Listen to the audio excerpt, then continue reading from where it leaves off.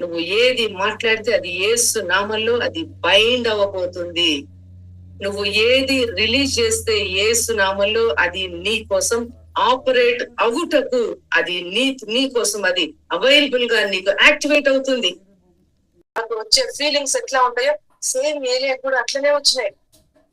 అందుకనే దేవుడు ఏలియా గురించి ఎందుకు చెప్తున్నాడు అంత క్లియర్ గా, అట్లాంటి ఏలియానే నీలాంటి స్వభావం అంటే నీకు కూడా ధైర్యం వస్తుంది, నీకు కూడా ఫెయిత్ వస్తుంది. ఓకే, ఏలియా నా వంటి స్వభావం గలవాడే, కానీ ఏలియా ఎంత సూపర్ న్యాచురల్ గా ఆ దేవుని యొక్క ఆత్మను బయట తీసుకొచ్చాడు, అగ్నిని తీసుకొని వచ్చాడు, ఫైర్ ని తీసుకొని వచ్చాడు, రివర్ ని తీసుకొని వచ్చాడు, రెయిన్ ని తీసుకొని వచ్చాడు. దేవుని యొక్క బిడ్డలారా, అట్లాంటి ఏలియాని అంత సైన్స్ అండ్ మిరకల్స్ చేస్తే నువ్వు కూడా అట్లాంటి స్వభావం గల మనిషివే. కానీ ఏలియా చేసినట్లుగా నువ్వు కూడా ప్రార్థిస్తే, ఏలియా లాగా నువ్వు కూడా దేవుని యొక్క స్పిరిట్ తోటి గనక నువ్వు మూవ్ అయితే, అంతకంటే సైన్స్ అండ్ వండర్స్ దేవుడు నీ ద్వారా రిలీజ్ చేయబోతున్నాడు.